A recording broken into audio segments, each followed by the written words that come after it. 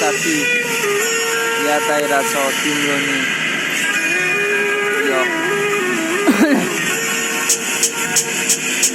सँगसँगै साथी हाम्रो एकअर्कामाथि विश्वास थियौँ हाम्रो राम्रो थियो बानी। एक दिन तिमीले चुरो सल्काए सोध्यो ओइ खाने मैले पनि ताने सङ्गत त मैले पनि राम्रो गरिरहेको साथी तेरो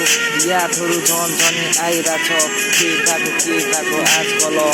सात डाँडा पारिछु साथी तिमी बिना धेरै नै अलग छु तिमीलाई नभेटेको पनि 2-3 महिना भइसक्यो साथी तिमी छेउ होला तर म त दुःख कष्ट गरिरहेको छु मेहनत त मैले पनि गरिरहेको छु साथी तिम्रो याद आएर बसिरहेको छु सेन्ट्रल पार्कमा म एक्लै बुझिरहेको छु खुदा पनि गाना लेखिरहेको छु साथी तिम्रो यादहरू आइरहेछ म माथि के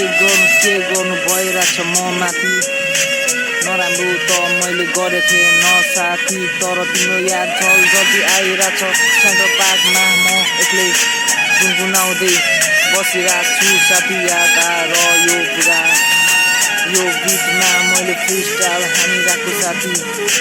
याद पनि आइरहेछ साथी के गर्नु नराम्ररी सुत्न नै पाछु नराम्ररी खान नै पाछु साथी यादहरू आइरहेछ नि साथी तर के भएको आजकल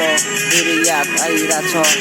गाउँघरको अनि तेरो साथी सँगसँगै स्कुल गएको सँगसँगै हामी खेल्न गएको विषय छैन साथी झलझलको आइरहेछ म माथि सात समुद्र पारि छु साथी छिटै नै आउनेछु भेट्छु तिमीलाई नै साथी के गर्नु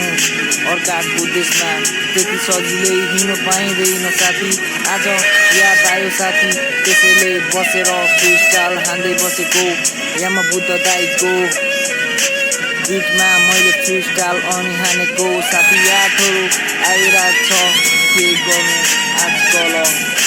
सेन्ट्रल पार्कमा मैले फ्रिस्टाइल हानिरहेको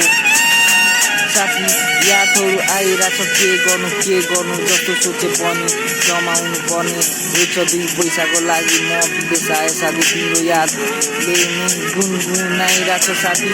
धेरै याद गरे र होला साथी आज फ्रिस्टाइल हानिरहेछु तिमी माथि साथी